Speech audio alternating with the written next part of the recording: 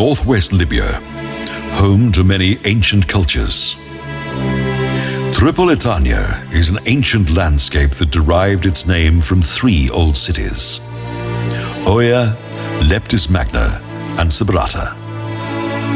But who founded these legendary cities?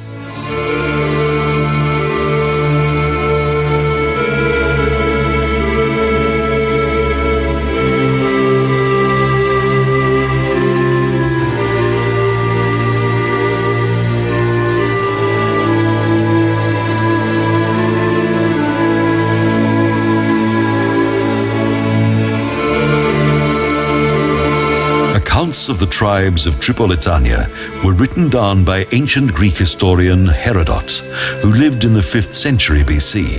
According to his texts, it was the Phoenicians who founded the three cities of Tripolitania at the beginning of the 8th century BC.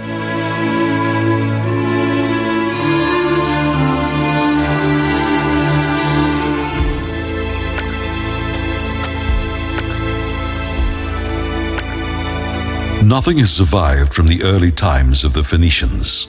These ruins date back to Roman times. Yet the old coastal city of Sabratha has a truly magical atmosphere.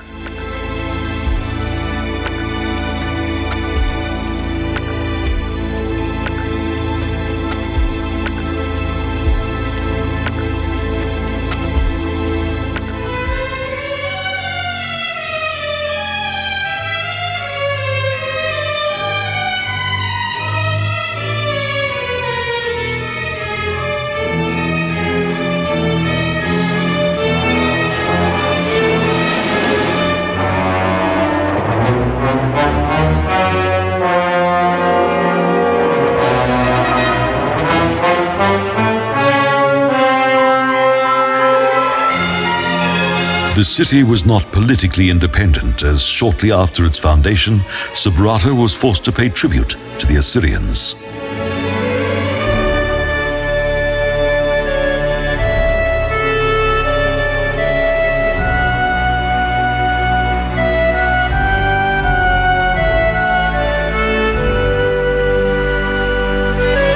Soon, Carthage developed into the new dominant power of the Western Mediterranean area. The Tripolitanian cities had to pay vast amounts to the Carthaginians for their protection. Then Rome gradually expanded its empire further south.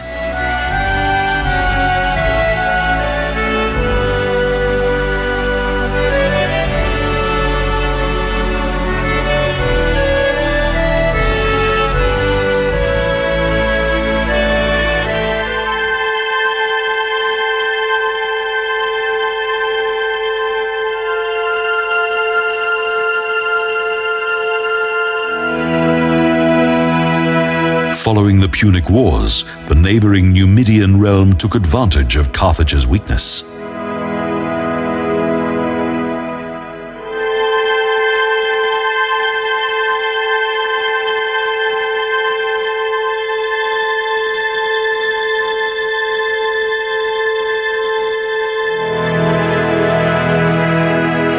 Today, nothing is known of Numidian rule.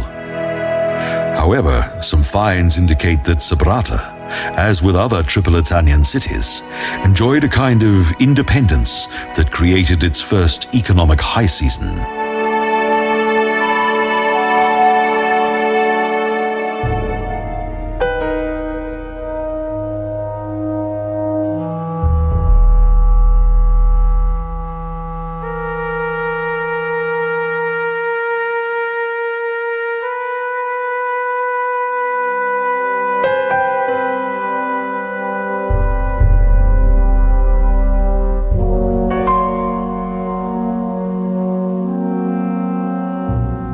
In 46 BC, under Julius Caesar, Numidia, and with it 3 coastal cities, fell to the Roman Empire.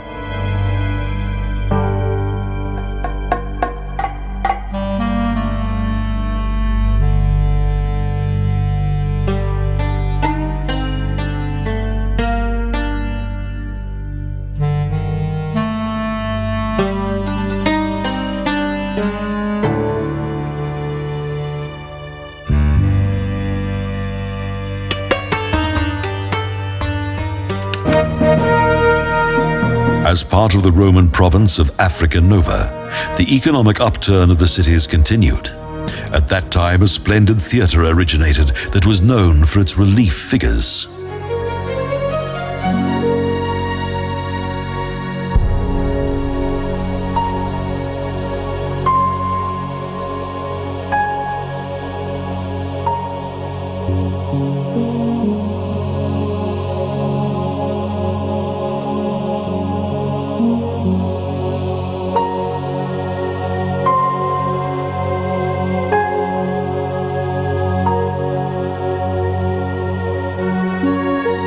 The front of the theatre, the Pulpitum, features a symbolic image of Sabratha and Rome.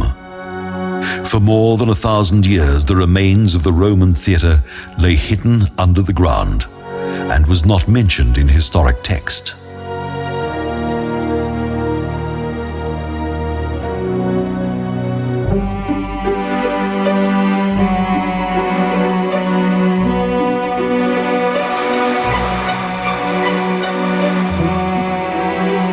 Italian archaeologists excavated the site in the 1920s and discovered Sabratha's impressive architectural remains. The facade of the theatre has been rebuilt and is today the most beautiful architectural example of ancient Rome.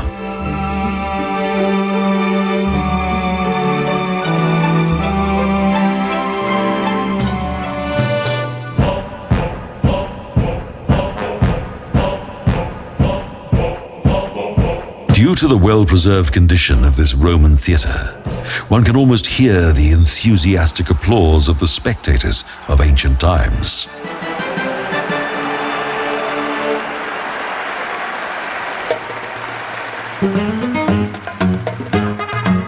The Punic Tomb Tower was built in the 2nd century BC and features a large variety of symbolic figures that are full of mystique.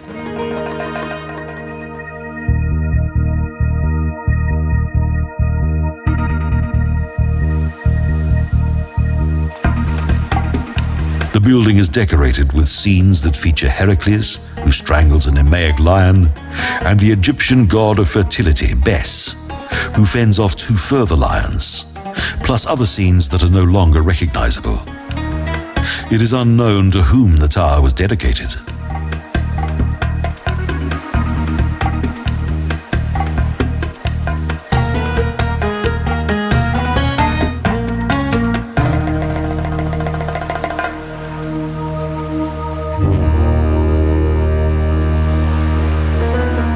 Sabratha was at its zenith at the time of the Emperor Antonius Pius, who elevated the city to a colonia.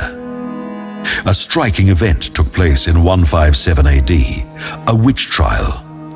The accused was writer and philosopher Lucius Apuleius.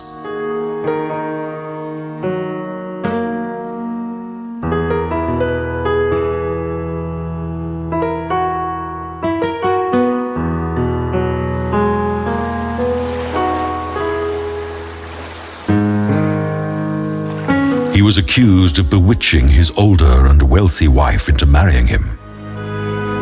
Apuleius succeeded in disproving the case against him, and even made his accusers look foolish. His defense became famously known as the Apologia.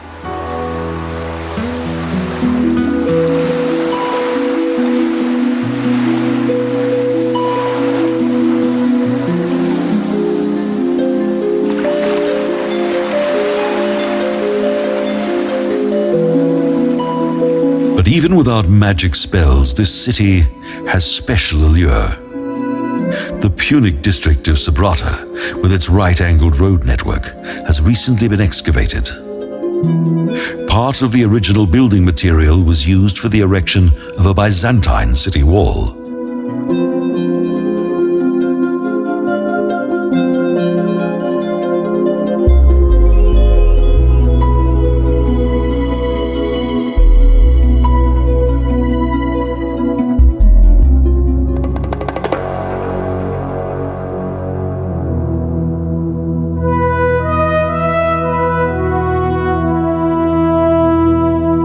Italian archaeologists who worked here in the 1930s were only interested in the Roman remains due to reasons that are somewhat difficult to understand today. The deeper remains of the Punic buildings were not of any interest to them.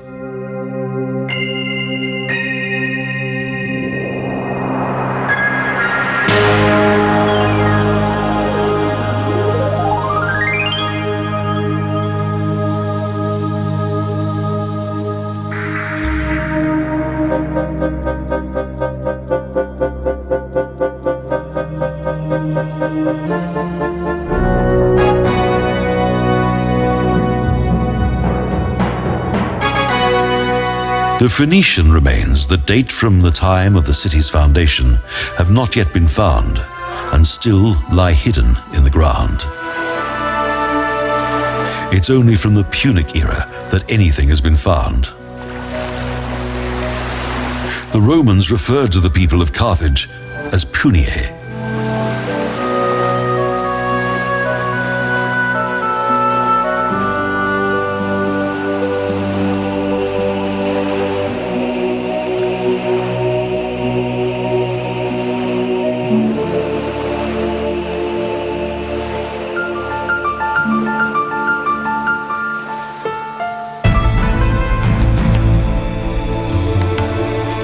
The most important find dates back to the early days of Sabratha's history, and it's a large Punic cemetery that extends from the Roman theatre to the amphitheatre.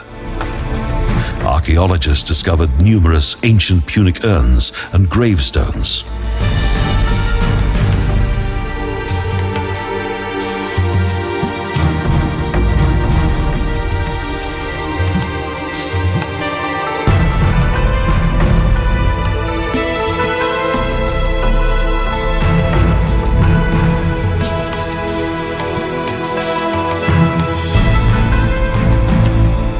Unfortunately, as the Romans totally destroyed Carthage, little is known of the glamorous culture of the Puniae.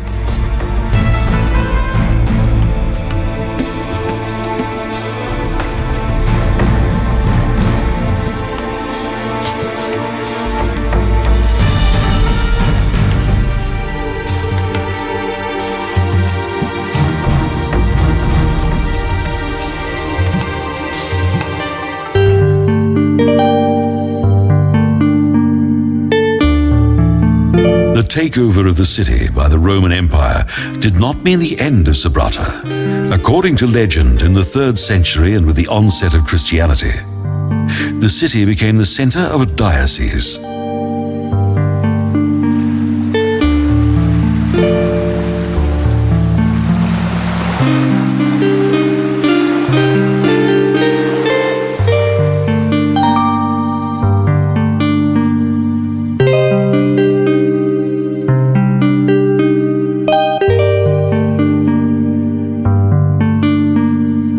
The remains of the once splendid atrium villa in front of Sabratha's theatre indicates the wonderful building skills and architectural taste of the Romans. The opulent floor mosaics also add to this.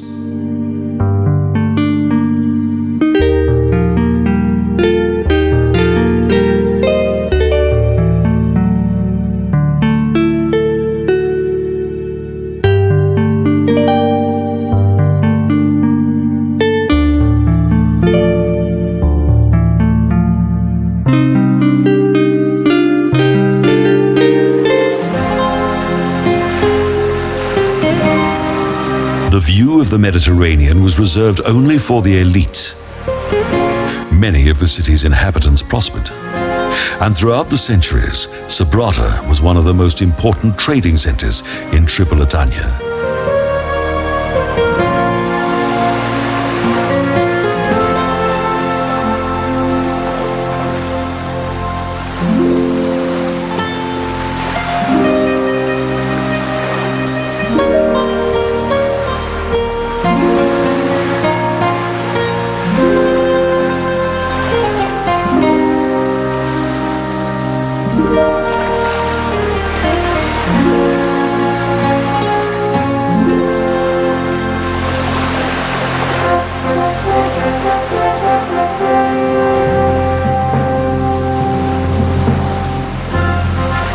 During its high season, the city also traded from the harbour town of Antica Ostia that belonged to Rome.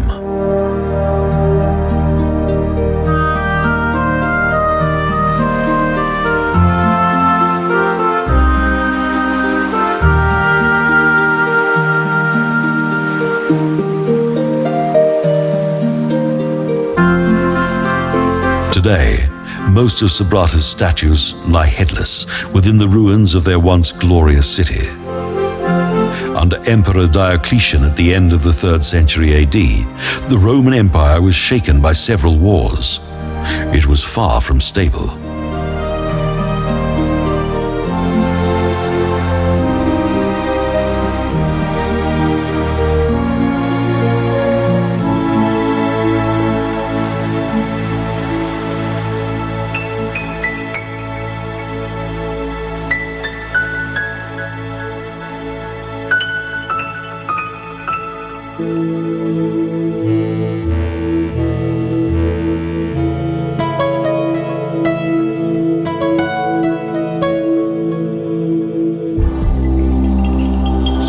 Soon a shadow was cast over the once prosperous city. Attacks by North African camel nomads occurred more and more frequently and interfered with the agriculture that for several centuries had been the foundation of Sabratha's success.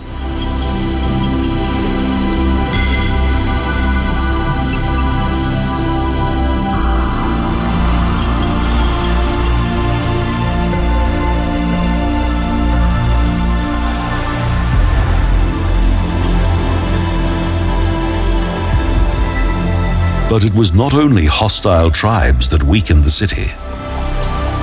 In 365 AD, a devastating earthquake created further havoc.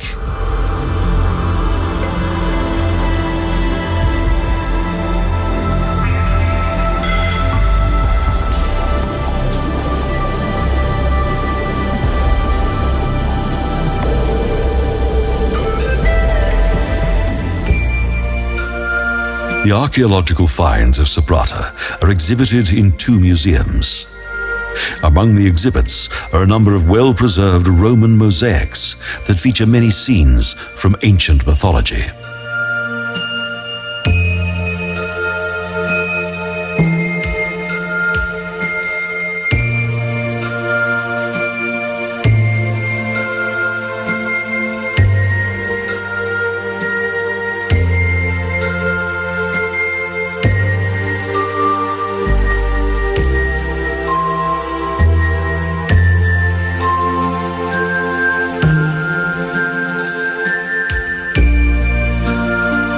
The mosaics date back to various epochs and provide a fascinating insight into the extraordinary talent of the former artists and craftsmen of Tripolitania. The majority of the mosaics from the city's thermal baths date back to late antiquity.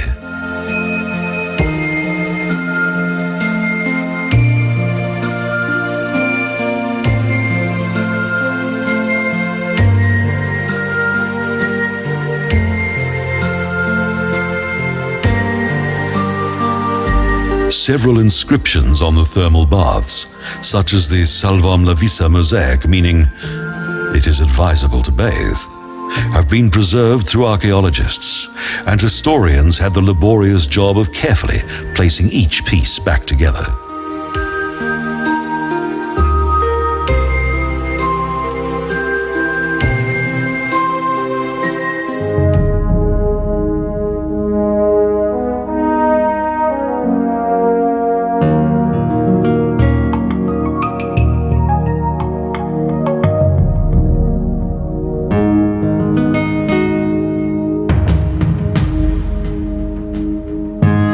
The museums of Sabratha feature Roman religious motifs as well as Christian. Because the city subsequently became a bishop's seat, a Justinian basilica was built here, whose mosaics are among the most beautiful exhibits.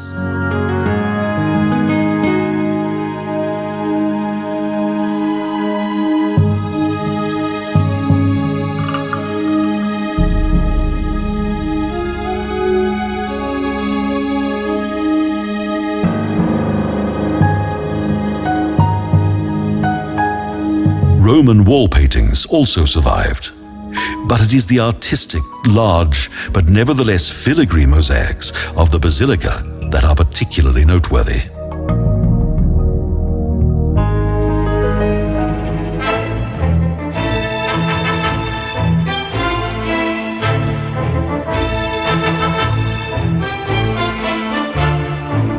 Before Christianity, the temple complexes played an important role in the life of the city's inhabitants.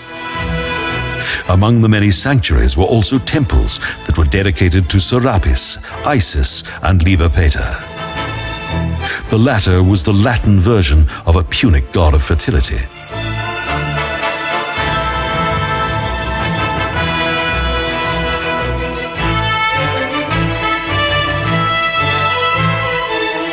The public worship of these original Egyptian and Punic deities underlines the former religious tolerance of the Romans.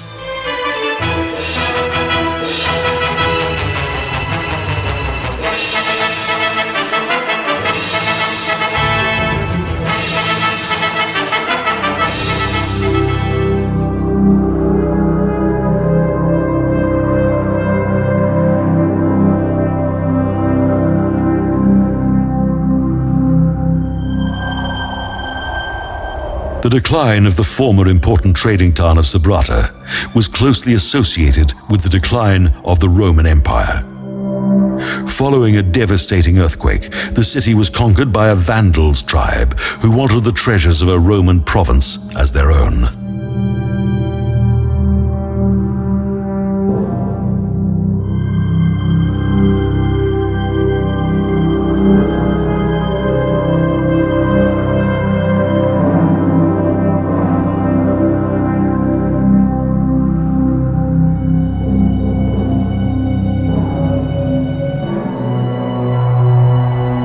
However, the troops of Emperor Justinian managed to drive the Vandals from the city and built a sturdy city wall to keep them out. But Sabratha failed to return to the former greatness and influence it had enjoyed in the 2nd century AD.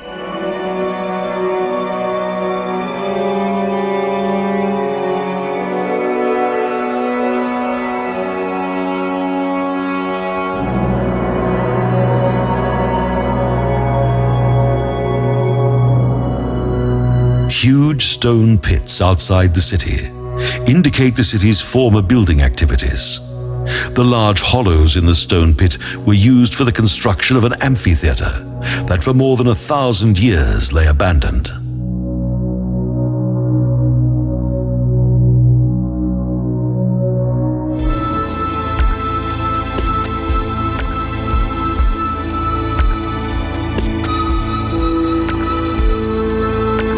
For only a short period did the new city wall offer protection. In the 7th century, Sabratha fell at the hands of the advancing Arabs under the Muslim leader Uqba ben Nafil. The Arabs decided to make another Tripolitanian metropolis with their new capital, Oya, today's Tripoli.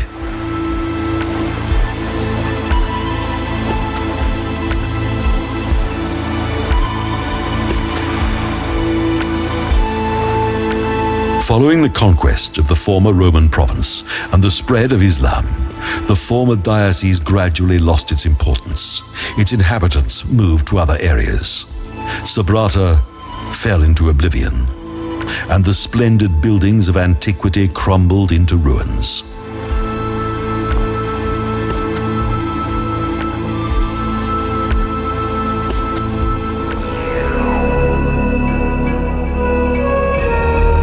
Today, only the picturesque remains of various columns and the proud theatre indicate the once boom city of the Phoenicians, Punic, and Romans.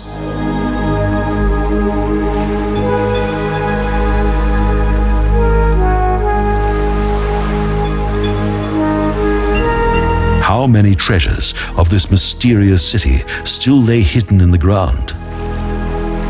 Due to archaeology, at least a part of Sabratha can now shine out in the full light of day.